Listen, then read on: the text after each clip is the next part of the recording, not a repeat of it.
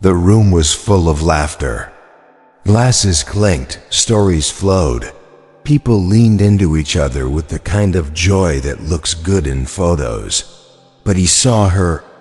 She smiled, yes, but it never reached her eyes.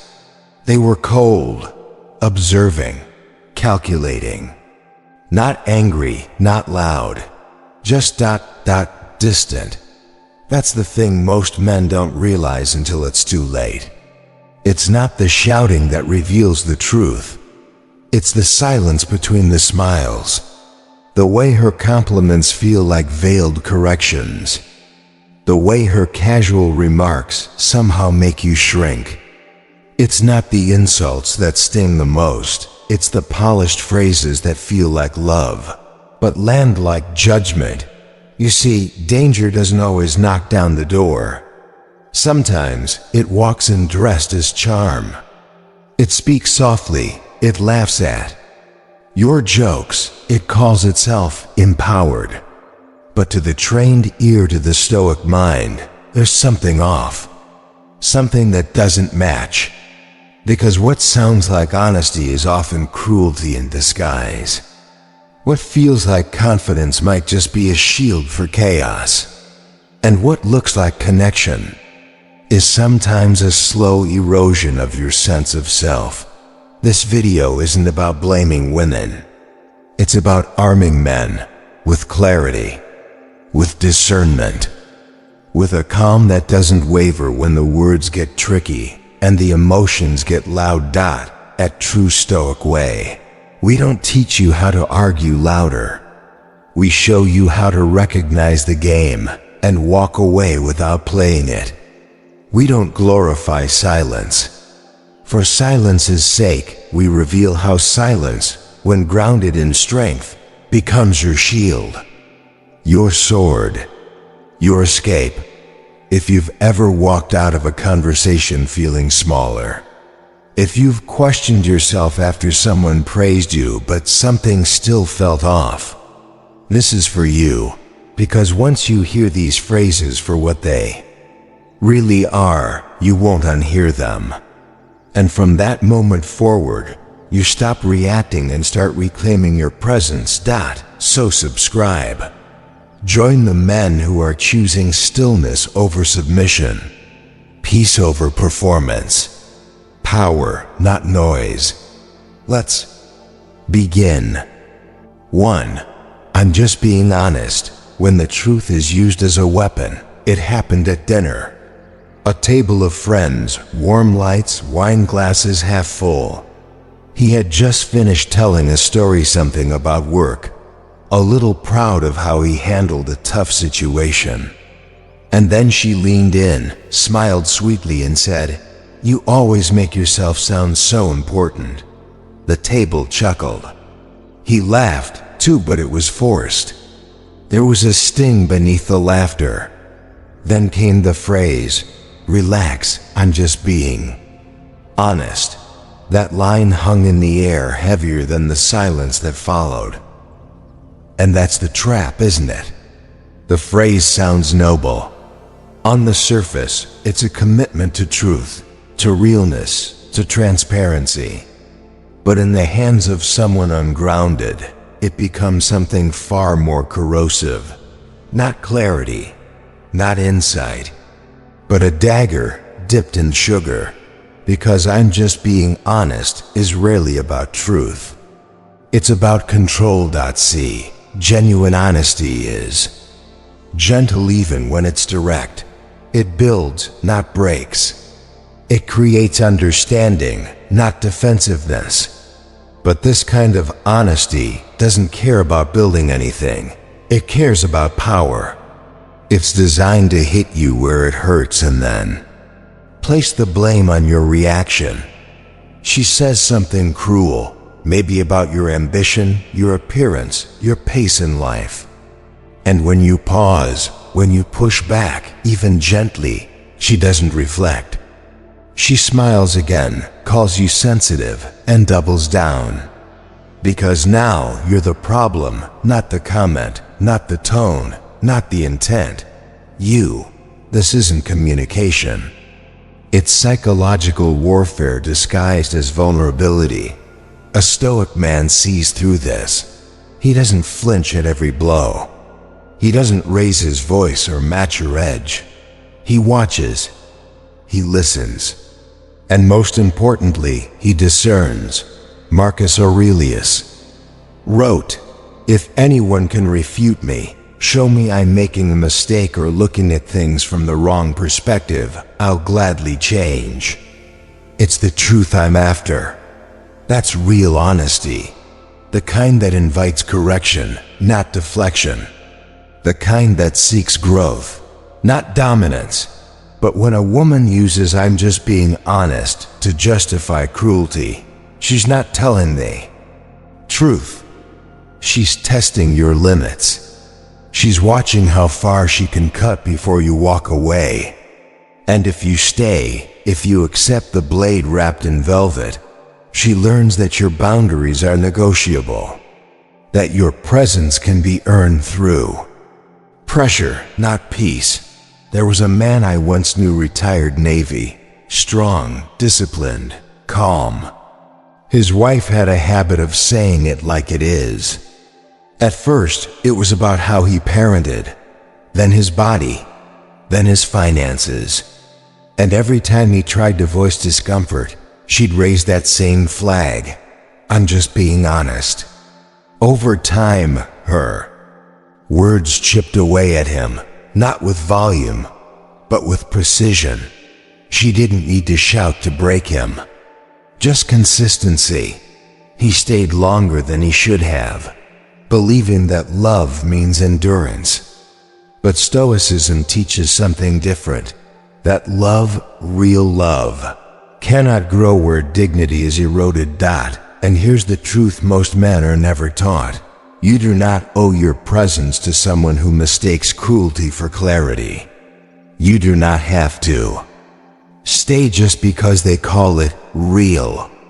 Real doesn't hurt like that. Real doesn't mock. Real doesn't hide behind the veil of truth, while slowly bleeding you dry. So when you hear those words, "I'm just being honest," listen not just to what's said, but to what's being done. Are you being understood? Or are you being undermined? Because a Stoic man does not argue with weaponized words. He doesn't throw them back. He simply steps out of range, quietly, firmly, with the kind of silence that isn't weak but final. 2. If you can't handle me at my worst. The trap of romanticized chaos. He sat alone in the living room. Lights dim, her footsteps still echoing up the stairs. The door slammed shut hours ago. The air was heavy with the residue of her rage-shouted words, broken glass, accusations that twisted his intentions into something ugly. He stared at the floor, unmoving, and whispered to no one, "Is this love?" That question haunts more men than we admit, because the chaos doesn't always come all at once. At first, it arrives dressed like passion, a spark, a fire. She's emotional, she says. She just feels things deeply. She storms out, cries, comes back and calls it love. And when you flinch, when you question the outbursts, she doesn't apologize. She leans in and says, "If you can't handle me at my worst, you don't deserve me at my best." It sounds poetic, fierce, even empowering. But make no mistake, that phrase isn't a declaration of depth. It's a warning of what's to come. Not an invitation to grow, but a license to explode repeatedly, without consequence. And if you accept it, you begin the slow sacrifice of your own identity. You start to measure your worth by your endurance. You stay silent, thinking that love is proven through tolerance. You wear your patience like armor, but inside, you're decaying. Her volatility becomes normal. Her extremes become your routine. And little by little, the man you were, the calm, focused, grounded version of yourself, gets traded for a shell who walks on eggshells. This isn't passion. It's erosion. Stoicism teaches that pain is inevitable, but suffering is often chosen. And the man who believes that enduring chaos is romantic will soon forget what peace even feels like. Marcus Aurelius wrote, "The happiness of your life depends upon the quality of your thoughts." But when your thoughts are consumed by her next explosion, when you begin each day wondering which version of her you'll face, those thoughts aren't yours anymore. You're living in response, not intention. And here's the truth. A woman who clings to her worst moments as a part of her identity is not trying to heal. She's demanding that you adapt to her damage instead. She doesn't see your love as sacred. She sees it as a sponge, something to soak up every mess she refuses to clean. And if you stay, if you adjust, if you make room for that storm again and again, she learns that your love comes at the cost of your self-respect. But the Stoic man, he walks a different path. He doesn't prove his strength by surviving emotional violence. He doesn't stay just to say he could endure. He stays where peace lies, where love builds, not breaks.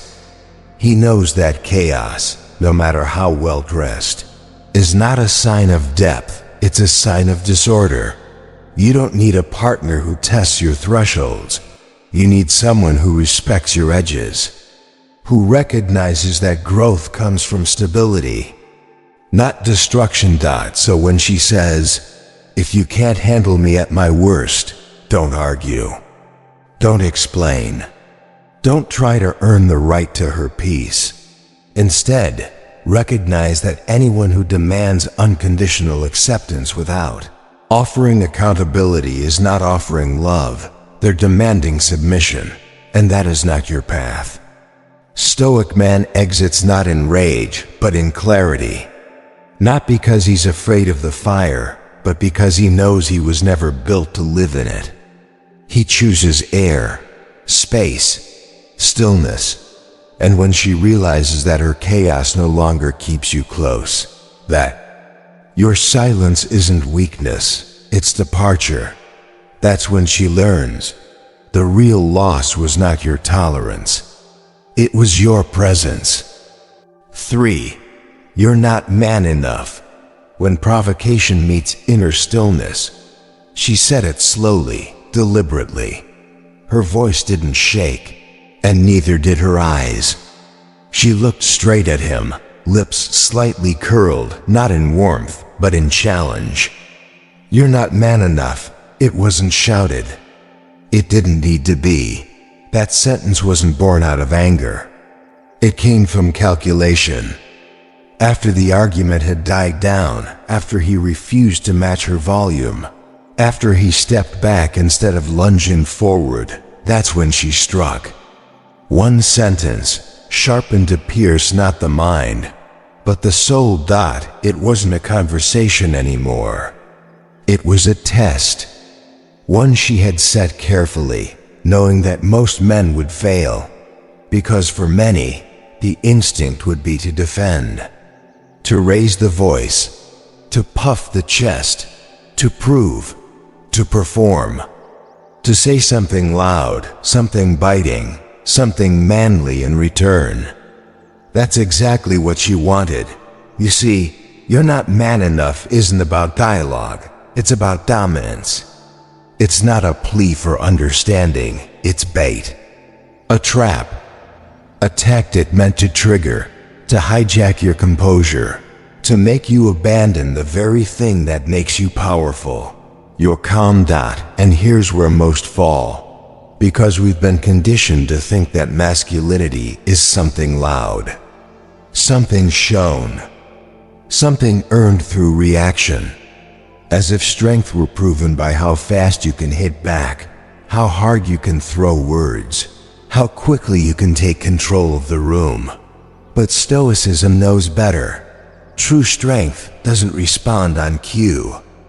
It doesn't dance to prove it has legs. It doesn't shout to remind the world it has a voice.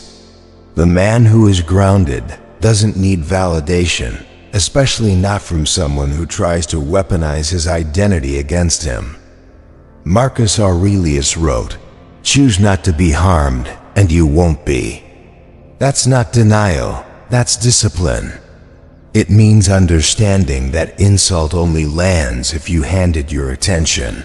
When she says, "You're not man enough," what she's really saying is, "I want control of your reaction."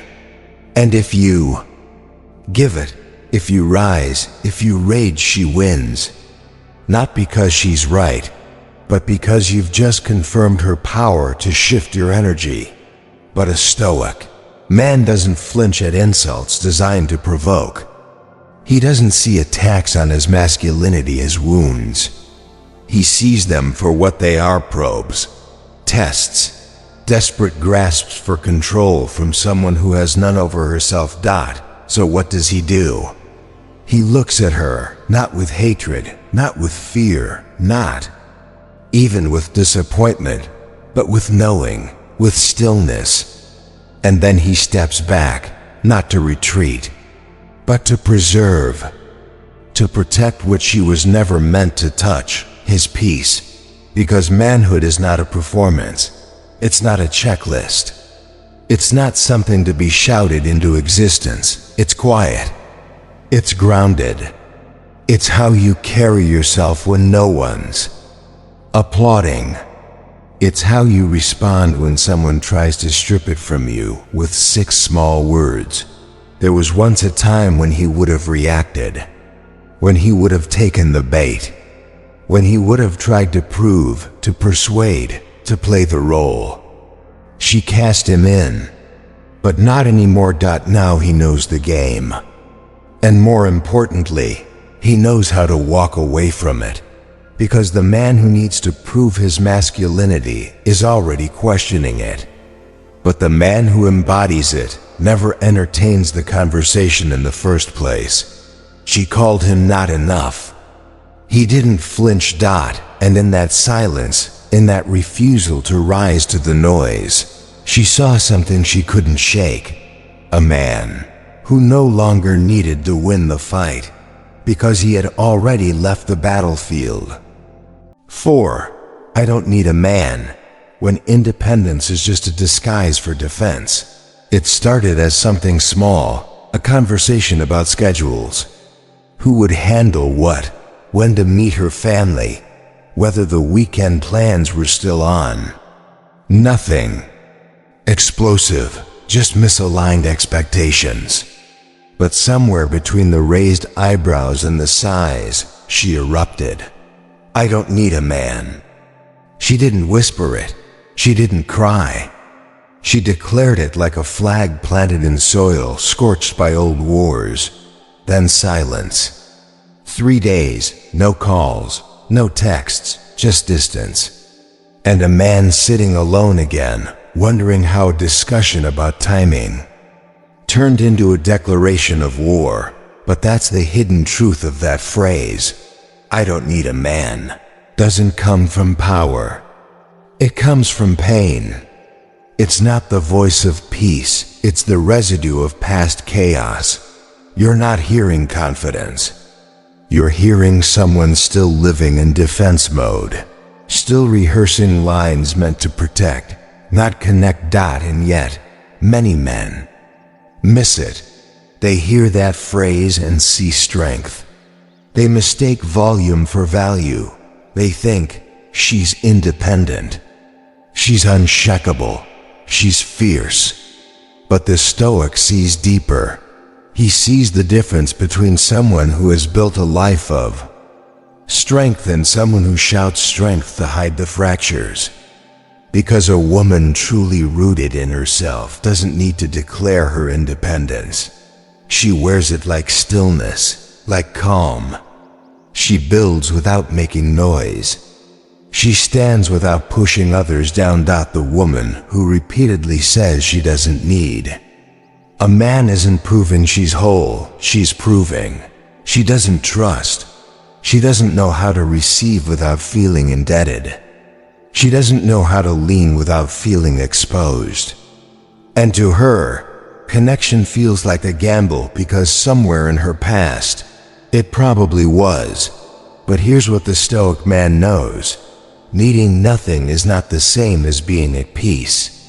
And pushing people away before they get close isn't empowerment. It's preemptive abandonment. Hurt them before they can hurt you.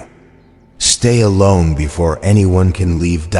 So he doesn't try to convince her otherwise. He doesn't beg to be needed. He doesn't fall into the trap of trying to prove that he is the exception to her rule. Because he understands something deeper. If someone builds their identity around not needing anyone, they will never make space for partnership. He listens. He observes. He respects the wound behind the words.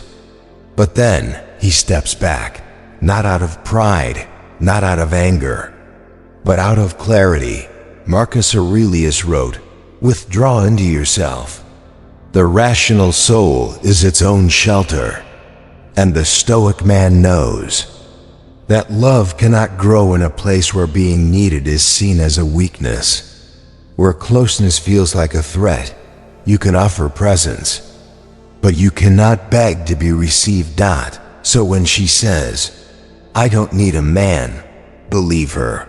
Not with bitterness, not with sarcasm, just with peace. And then walk not to abandon, but to honor yourself. Because the man who respects his own value never stays where he's treated like a liability. He doesn't try to insert himself where walls are built out of fear. He doesn't try to melt defenses that weren't made for him.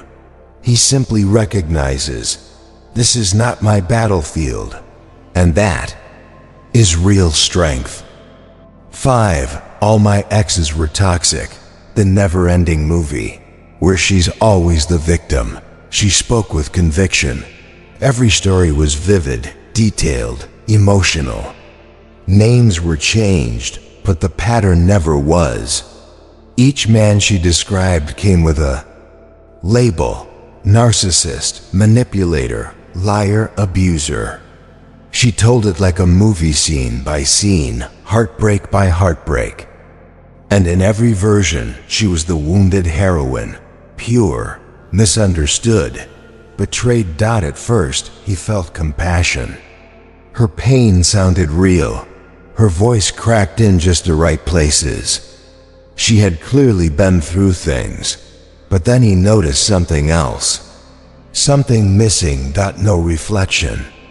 No ownership. No lines that began with, "I should have seen."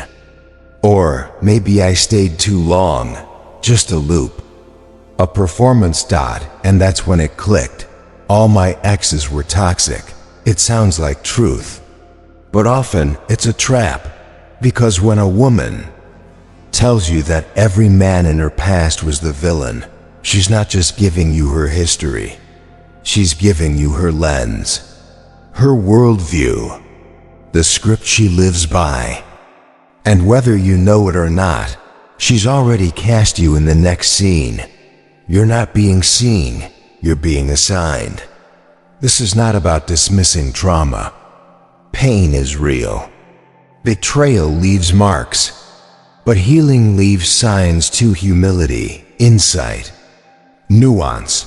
The woman who has truly grown from pain doesn't cling to it. She doesn't use it as a resume. She doesn't introduce herself with her wounds. The Stoic man pays attention. He doesn't just hear what she says. He hears how she says it.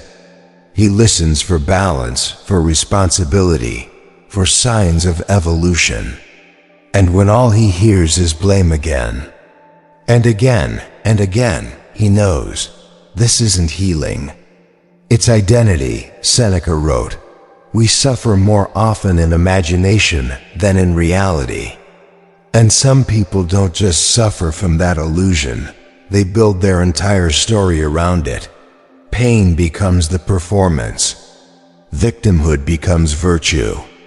And if you're not careful, you'll become the next enemy in a war you never started. 1.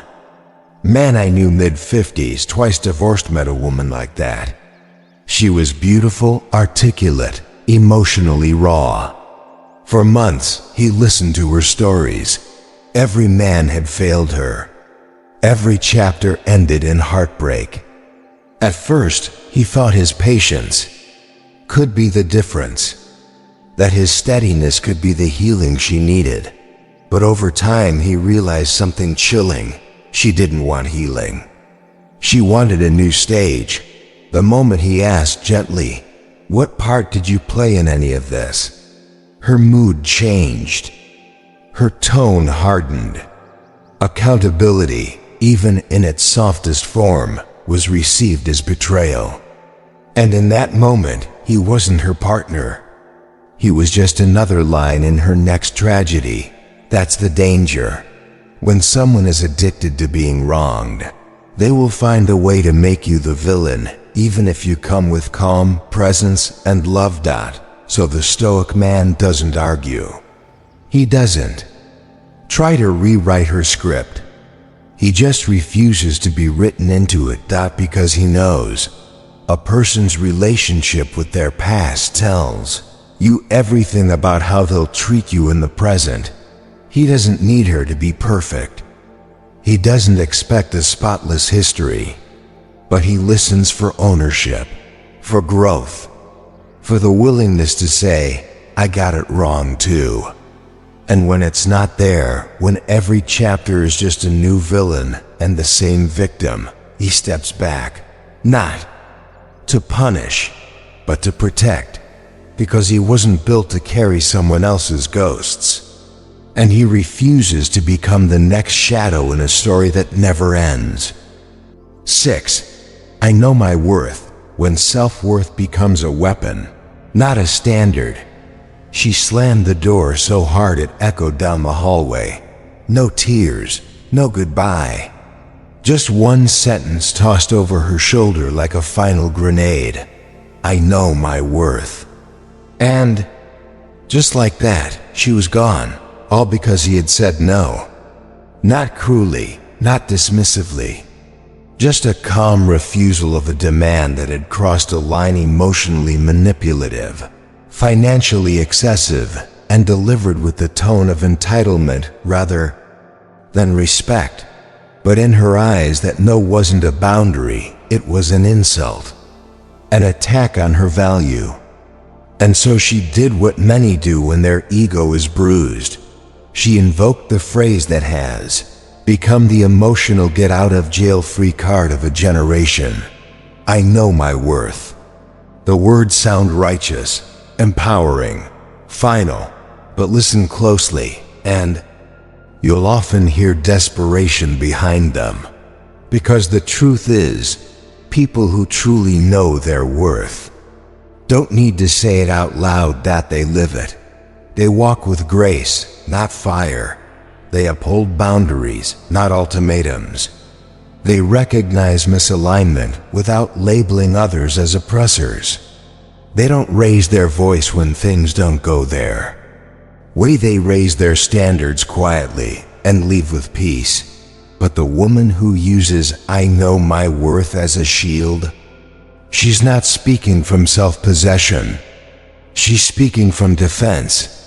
And more often than not, what she calls worth is actually leverage, a word she uses when she doesn't want to be questioned, a phrase she repeats when her actions are being challenged and she has no answer to give. It's not confidence, it's control. The Stoic man sees it for what it is. He doesn't get rattled. He doesn't chase after the drama. He doesn't feel the need to explain why her demand was unreasonable, because he knows value is not proven by how loud you speak it, but by how consistently you live it. Marcus Aurelius wrote, Waste no more time arguing what a good man should be. Be one. And the same applies to worth. A woman who truly values herself doesn't throw it in your face when she doesn't get what she wants. She doesn't weaponize it. She embodies it. Through consistency, through accountability, through calm. But when I know my worth becomes a battle cry for entitlement, a wall against reflection, a shield to deflect any discomfort, then it's not about worth at all. It's about insecurity looking for a mask, and the more you engage, the more you validate the performance. So don't explain, don't apologize for having standards. Because every time you justify your boundaries to someone who uses worth like a sword, you cut yourself to keep the peace. A Stoic man doesn't do that. He recognizes the emotional transaction for what it is, and he opts out. Not from arrogance, but from clarity. Because he understands something essential. Your silence, when grounded in self-respect, speaks louder than her declarations ever will. You don't need to prove she's wrong. You don't need to convince her of your point. You only need to live your truth and let that calm, that composure, that refusal to play the game be the evidence. When she throws "I know my worth" like a gauntlet, let her then step back. Not with bitterness, but with the quiet understanding that people who scream value are often still searching for it. Let her find it on her own path. Yours is already paved with stillness, with dignity, with discernment, and that is your real worth. This was never really about her. Not her phrases, not her outbursts, not even her wounds. This is about you, the man who saw it all and chose not to react. You listened when her words stung. You stayed calm when your pride was provoked. You didn't scream back. You didn't explain yourself to someone unwilling to understand. You didn't try to win a game that was never meant to be fair.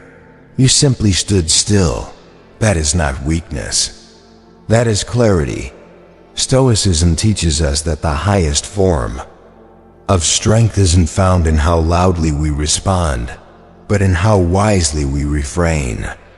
It's the power of restraint, the mastery of choosing your battles, and more importantly, choosing which battlegrounds are even worthy of your presence. Because in a world that constantly dares you to prove your worth through noise, through defense, through exhaustion, the Stoic man remembers he doesn't have to react to every storm. He only needs to recognize whether the weather is worth walking into at all. Every phrase we've explored. I'm just being honest. You're not man enough. I know my worth. They're not just words. They are emotional invitations to abandon your peace, to trade your stillness for chaos, to prove, to explain, to rescue, to bleed. But you've learned something most never do. You don't have to attend every argument you're invited to. You don't need to fix someone who confuses control with love. You don't need to stay where your boundaries are mocked.